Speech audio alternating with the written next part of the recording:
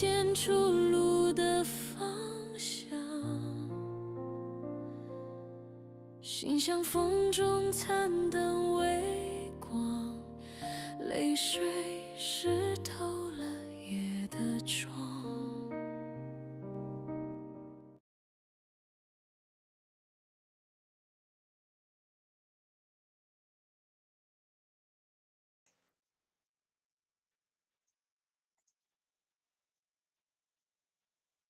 各位弟兄姐妹，大家早安，大家平安。我们今天要来进入约翰福音第4天的共读。今天早上要请玉心执事来带领我们大家做开始的祷告。弟兄姐妹早安，让我们同心来祷告。慈爱信实的天父上帝，感谢你长阔高深的爱，时刻保守和同在，让我们每一天醒来都是恩典，每个清晨都有祝福。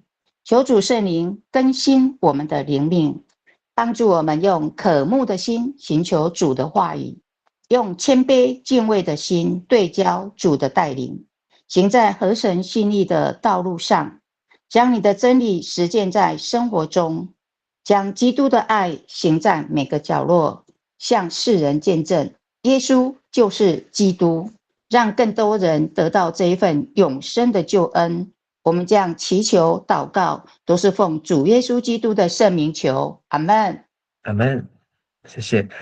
我们昨天所读到的约翰福音的第1章的中间，那我们看到施洗约翰是整个约翰福音7个见证人当中的第1位。那他见证耶稣是神的儿子。那他说耶稣是上帝的羔羊，背负世人的罪孽。同时，施洗约翰他能够认出主耶稣，是因为他为他施洗的时候，有声音向施洗约翰做见证。这就是那一位就是圣灵停留在他的身上，然后是用圣灵施洗的，不仅是用水的洗礼。所以施洗约翰为这一位他的远亲的表弟耶稣来做见证，他就是基督。同时我们也看到耶稣他的第一批的跟随者都是来自于施洗约翰的2个门徒。那一位是安德烈，安德烈找了他的哥哥彼得来跟随。另外一位没有名字，但应该就是门徒约翰，就是约翰福音的作者。那他也有一对兄弟，那他也来跟随耶稣。那今天我们要继续来看第1章的最后一段43节到51节，是另外的2个门徒腓利和拿但业来跟随耶稣。那在约翰福音没有记载12使徒，但是特别对这几位彼得、安德烈、腓利、拿但业有特别来提到他们怎么样来加入跟随耶稣的行列。那我们要请玉心执事带我们来读43节到51节。43节，过了1天，耶稣决定到加利利省去。他找着腓利，对他说：“来跟从我。”44节，腓利是伯赛大人，跟安德烈和彼得同乡。45节，腓利找到拿但业，对他说：“摩西在法律书上所写和先知们所记载的那一位，我们已经找着了。他就是约瑟的儿子拿撒勒人耶稣。”46节，拿但业就问：“拿撒勒会出什么好的吗？”腓利说：“你来看吧。”47节，当耶稣看见拿但业向他走过来，就说：“看，他是个实实在在的以色列人，他心里毫无诡诈。”48节，拿但业问他：“你怎么认识我呢？”耶稣回答：“当你在无花果树下，腓利还没有招呼你，我已经看见你了。”49节，拿但业说：“老师，你是上帝的儿子，你是以色列的君王。”50节，耶稣说：“因为我告诉你，我看见你在无花果树下，你就信了吗？你要看见比这更大的事呢。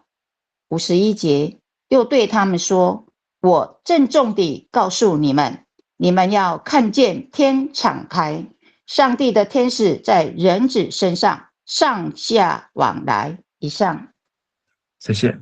那我们可以先从这张表格看到关于12使徒的记载。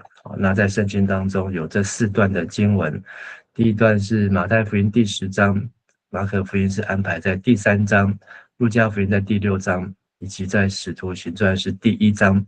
那在约翰福音当中没有看见完整的12使徒的名单。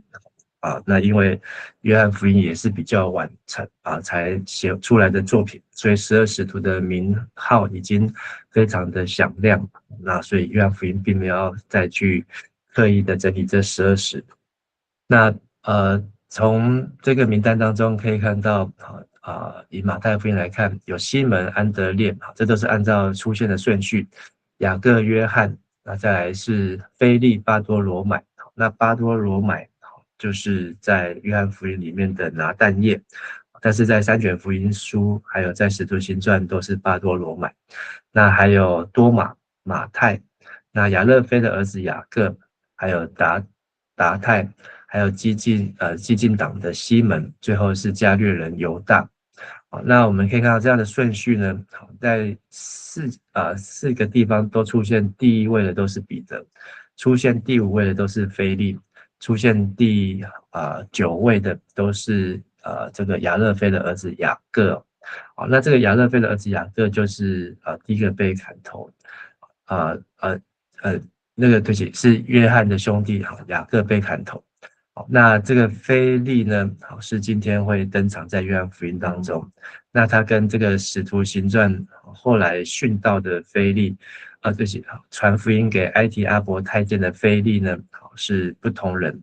那因为使徒行传那个传福音的腓利是7个执事当中的一位。那彼得呢，我们昨天有看到，他是安德烈的兄弟。所以在这个12使徒的排序当中，固定的位置就是有1、5、9。那其他我们会看到有一些不一样的变动，但是从这些排序来看，可以看见彼得是一个非常重要的位置。因为耶稣也说他是彼得是磐石。那在马太福音说要把天国钥匙给他。那彼得也是12使徒当中第一个来率先承认你是基督，是上帝的儿子。但是在约翰福音当中并没有把彼得排这一段的宣告呢把它排进来。那在12使徒当中有2个西门，一个是就是这个彼得或是基法，那他最后是在罗马殉道。那跟这个使徒保罗殉道的时间没有差很久。另外一个是奋锐党的西门，那这奋锐党就是希望犹太人能够复国，能够独立脱离罗马的控制，有点像是这个独立的意味。那他是在不列颠群岛为主殉道。有2个雅各，一个是西比泰的儿子雅各，另外一个是亚勒腓的儿子雅各。西比泰的儿子雅各就是约翰的兄弟，那就是第一个殉道，被亚基帕王所杀，在使徒行传12章。亚勒腓的儿子雅各在埃及殉道。那有2个犹大，一个是卖主的犹大，是加略人犹大。那另外一个是雅各的儿子犹大，又叫做达太，那这是在波斯殉道。那我们看到在12使徒当中有2对兄弟，第一对兄弟就是我们看到的，在这个约翰福音看到就是彼得、安德烈。那是安德烈先是约翰的施洗约翰的门徒，然后来跟随耶稣。所以如果没有约翰福音，我们大概没有办法看出这样的关系。另外一对兄弟就是西比泰的儿子雅各和约翰。那所以约翰他来跟随耶稣也是兄弟党，所以有2对兄弟。然后有2个马，一个是马太，一个是多马。马太又叫做利未，利未马太他是税吏，在以索庇亚殉道。多马是地图马，是在印度殉道，就是说要把手探到耶稣的肋旁，复活的耶稣的这个肋旁的那一位。然后有2个好朋友，这2个好朋友就是我们今天这段经文里面要特别介绍，就是腓利。腓利是爱马意思就是爱马的人，好，他就是父亲帮他取名字的时候，可能是很爱马，好，这在希拉波利为主殉道。那拿但业就是另外福音书所写的巴多罗买，那他是在印度为主殉道。好，那这里有对每一个对这些使徒们的个性或恩赐的介绍。那我们看今天的经文，就是又过了一天，那耶稣决定到加利利省去啊。那他找到了腓利，那所以跟前面不太一样，前面是安德烈跟门徒约翰，他们是施洗约翰的门徒，然后他们听见他们的老师说看神的羔羊，那他们就马上去跟随耶稣。但是腓利却是耶稣到加利利的时候呢，看到他，找到他，然后对他说来跟从我。好，那这腓利是伯赛大人，那是跟安德烈彼得同乡，所以在这里也有提到，就是因为约翰他对于这个关系的了解，所以他知道说这个腓利好，他也是彼得安德烈的老乡。好，那伯赛大是捕鱼之家，是在这个加利利湖的东岸的地方约旦河的东边。所以从这张图可以看到伯赛大的位置在加利利湖对，加利利湖靠北，然后加利利省的东边。那跟耶稣的故乡拿撒勒是在加利利的两边一个是在西，一个是在东。好，那离耶路撒冷都有一段的距离。那从这个这个约翰福音的排序来看，第一天呢，是施洗约翰登场的时候呢，是犹太公会来质问施洗约翰你是谁？你凭什么洗礼？那第二天呢，是施洗约翰来见证耶稣是神的羔羊，神的儿子。那这是施洗约翰的宣告。那第三天呢，施洗约翰看见说看到神的羔羊，然后两个门徒就跟随耶稣，那彼得也加入。那所以按照这样的排序下来看，这一段经文是在第四天，就是腓利拿但业也加入了跟随的上帝的羔羊。那但是差别是耶稣主动来呼召他们说来跟从我。那腓利跟从耶稣，他又找了他的好朋友，所以这里也奠定腓利和拿但业或是巴多罗买是好朋友的关系。怎么介绍呢？他说腓利对拿但业说，摩西在法律书上所写还有先知们所记载的那一位。好，那摩西介绍耶稣的出处呢，就在申命记18章。好，我们在之前有提到这段经文，说神要兴起一位先知像摩西这样。好，那来治理，来带领你们。好，那所以犹太人一直在期待摩西所说的这一位。那而且腓利说，那我们已经找到了，不管先知是以赛亚，是弥迦，是撒迦利亚所预告的那一位，那他是谁呢？这个腓利的介绍说，他就是约瑟，拿撒勒人耶稣。那拿但业这个名字呢，是上帝的礼物，那是指巴多罗买。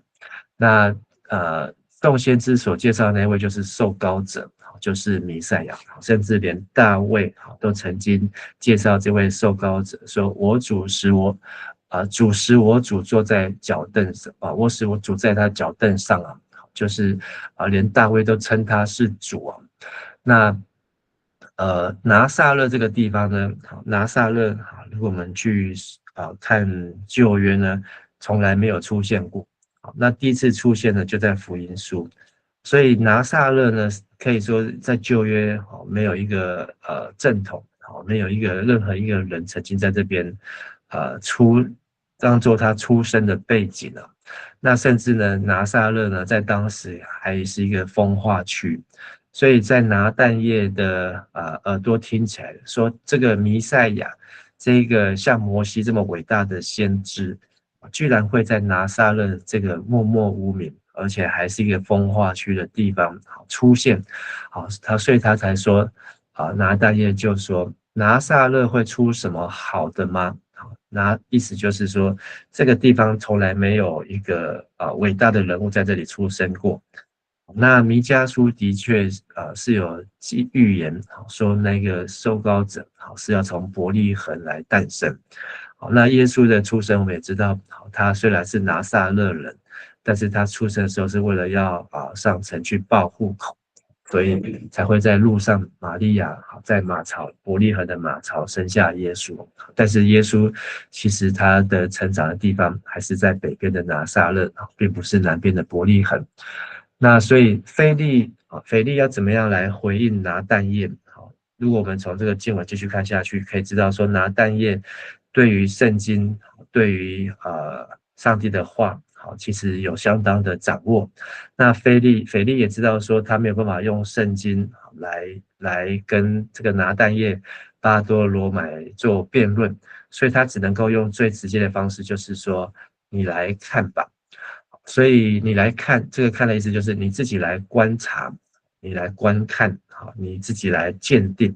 所以这句话反而让拿但业有一个动力，否则拿但业他是没有想要去见所谓什么拿撒勒人耶稣。所以腓利没有直接跟拿但业的辩论，邀请他自己来看。有时候我们传福音也是可以学习这个腓利的方式，就是有时候我们跟他讲再多，不如他自己亲自来体会，亲自来感受。那很多人被邀请来教会或是在唱诗歌做礼拜当中被上帝所感动，那这也是一个上帝自己的工作的见证。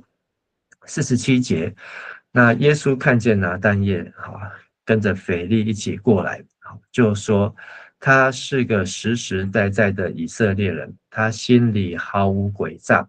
那和合本翻这是一个真以色列人。那这句话让我们听起来就是很纳闷，以色列人，那什么是真以色列人？那耶稣要怎么知道说拿但业是一个真以色列人？那耶稣对真以色列的标准就是后面这一句，好，心中没有诡诈，心中毫无诡诈。好，那这诡诈的意思呢，就是虚假，就是谎言，就是欺骗。那对照就是说真诚实或是真理啊。所以我们从这么短的线索来看，就是说拿但业他心里面充满了真理。那还有就是说拿但业他心里面充满了上帝的话。好，那怎么知道说拿但业心里充满上帝的话，以至于耶稣说他是真以色列人，心中毫无诡诈呢？好，下一节，拿但业听到耶稣这样问他，他也不否认，那他反而讶异，所以表示说拿但业他被耶稣这样子形容呢，被耶稣这样子称赞呢，好，那可见他知道耶稣真的看见他的心，看见他的内心，所以拿但业他没有否认，反而问耶稣说：“你怎么认识我呢？”好，那这个和本说：“你怎么知道我呢？”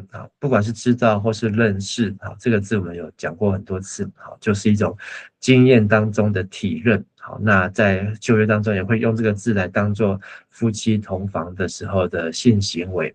好，那所以在马太福音、新约马太福音第1章、路加福音第1章，都曾经用这个认识这个字或是知道这个字来形容男女之间的这种关系。好，那重点这个线索在于无花果树底下。好，耶稣只有告诉他说你在无花果树下。腓利还没有去告诉你他找到弥赛亚的时候呢，我已经看见你。这就是耶稣的回答，也很简短。所以耶稣只有短短的对拿但业2句话。第一个说，看啊，这是真以色列人，他心中毫无诡诈。第二就是说，告诉拿但业说，你在无花果树底下，腓利还没有邀请你，我就已经看见你。光这2句话呢，就让拿但业心服口服。那无花果树，这个 fig， 这个它无花果树就是有无花果可以吃。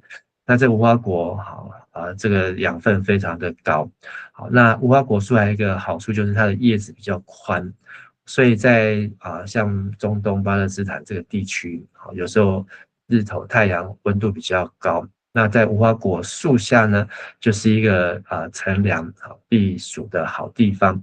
好，那无花果树呢，除了可以拿来休息，那也是犹太人会在树下读经，那在树下默想，在树下祷告灵修的一个最好的场所。所以他们可能在这边读经默想，如果有这个想要吃东西，在树上还可以找到无花果树果子来吃啊，那是可以吃止饥啊，就是吃了这个肚子就不会那么饿，那它又有甜度，那所以耶稣透过这2句话，然后其他的我们要自己去揣摩和想象，就是拿但业，他怎么样心里没有诡诈，就是表示他心中充满的是真理，没有谎话。那他耶稣怎么知道的？因为耶稣看到他在无花果树下，在那边领袖，或是在那边读经，或在那边默想的时候，耶稣不是看到一个修行的犹太人，而是看到一个真以色列人，一个心中没有诡诈的人。所以如同我们读撒母耳记说的，耶和华不像人看人，人是看外貌，神是看内心。所以耶稣一看到拿但业在那里的时候呢，他就直接看见他的内心是真的把神的话充满他的心中。所以拿但业会直接脱口而出说，这个拿撒勒能出什么好的？那虽然这句话听起来很伤人，但是也是很真实。那拿但业被耶稣这样2句话一说之后，他就说：拉比，你是神的儿子，你是以色列的君王。所以约翰福音的7个见证人的第2位，那就是这位拿但业。拿但业他不仅马上称他是拉比，表示说拿但业他学习圣经有很长一段时间，但是耶稣2句话呢，就让拿但业心服口服，不仅称他是拉比，教导圣经的老师，然后呢，他也立刻的宣告出，那这个很不简单，因为我们看马太福音，这个彼得他要宣认耶稣是基督，那都要来到了这个马太福音在登山这个在这个该撒利亚的时候，彼得才能够认出耶稣是基督但是拿但业就不过是刚刚跟随耶稣的时候，耶稣的2句话，那他就认出说你是神的儿子，而且是以色列的君王，也就是指是受膏者，那就是指那位弥赛亚，希腊文就翻出来就是基督 Christo。耶稣对拿但业说，因为我告诉你，我看见你在无花果树下，你就信了吗？所以耶稣已经点破了，就是说拿但业现在做这件事情就是一个信仰告白，他相信耶稣是基督，如同玉心执事刚才的祷告，就是宣告耶稣是基督。这个重要的事情之外呢，耶稣告诉拿但业，你还要看见比耶稣是基督更大的事。所以他不是只有看到道成肉身来到世上，什么更大的事呢？51节耶稣又对他们可能就包括了腓利，可能还包括了前面的2个门徒安德烈和约翰，所以我郑重的告诉你们，你们要看见天敞开，上帝的天使在人子身上上下往来。那这段经文呢，就是在创世纪的28章。创世纪28章就是雅各他在逃跑的时候逃难的时候呢来到了这个伯特利。那在他其实是先到了一个某个地方，在这个地方呢，他梦见天上有一个天梯，然后呢有天使上上下下，从这个天梯上上下下，然后梦醒了之后呢，他就把这个地方搭石头，然后取名叫做伯特利。是什么意思？就是上帝的家。他在这边好像来到了上帝的家。那上帝的家，因为今天来看就是以色列人他们期待的迦南美地，因为今天来看就是天堂。那雅各在这个地方看见上上下下的天使，就觉得好像找到一条可以通往上帝的家天堂的路。那耶稣用这个例子用这个创世纪28章的故事来告诉拿但业。我相信拿但业一定对这个故事也比我们更熟悉。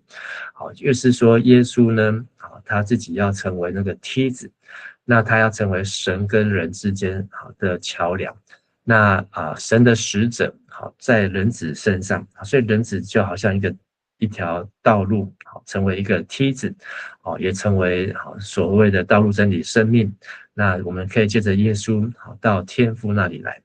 所以这约翰福音第1章就已经把后面约翰福音14章所要讲的信息呢，都已经放在这个地方来讲了。所以今天这段经文我们看到的是耶稣的跟随者。好，那除了这个施洗约翰的2个门徒，然后还有这个腓利跟拿但业，这是我们今天看到的。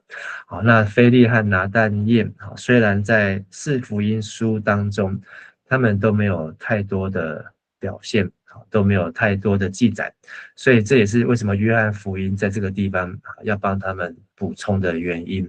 因为在4福音书当中他们的确是没有太多的发言，但是这个约翰写约翰福音的约翰呢已经年纪大了，那这个约翰呢启示录的时候年纪又更大了，所以约翰在晚年的时候为他当时的这些兄弟们12使徒的同伴们特别补充了记载。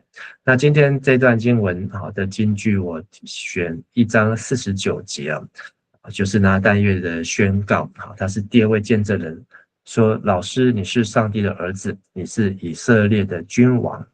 那在今天这段经文给我的感受是，当我们人心中如果有诡诈，我们就会像世人一样看情面，看表面，看世面。好，那我们会随波逐流，好，那跟着世界一样。但是如果我们心中像拿但业没有诡诈，我们能够看出真相，那看出本质，耶稣就是基督，我们还能够看见永恒的盼望，如同耶稣对拿但业的宣告，你要看见天敞开，那神的使者在人子的身上上下，那我们能够在地上如同在天上。今日事就是让我们思考除了在今天当中我们学习圣经的无花果树在哪里。那我们今天早上在这里一起共读，那这里好像Google Meet 就是我们的一个无花果树。那耶稣如果看见我在无花果树下的时候，那我在忙什么？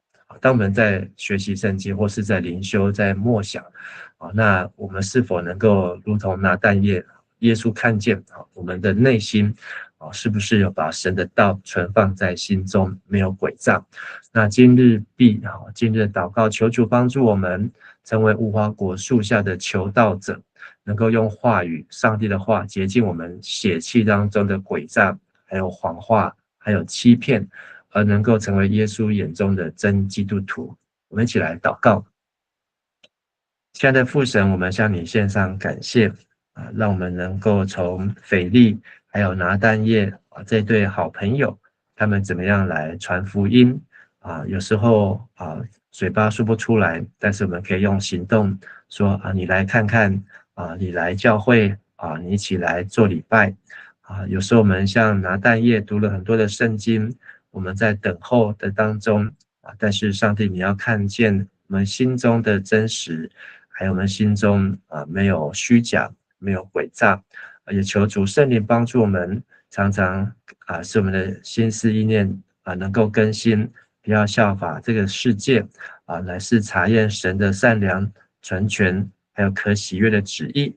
感谢主赐给我们许多的无花果树，让我们能够在树下学习读经，能够来默想你的话。也愿主帮助我们今天能够更多来思想你。我们这样祷告祈求感恩，奉靠主耶稣基督的名求，阿们。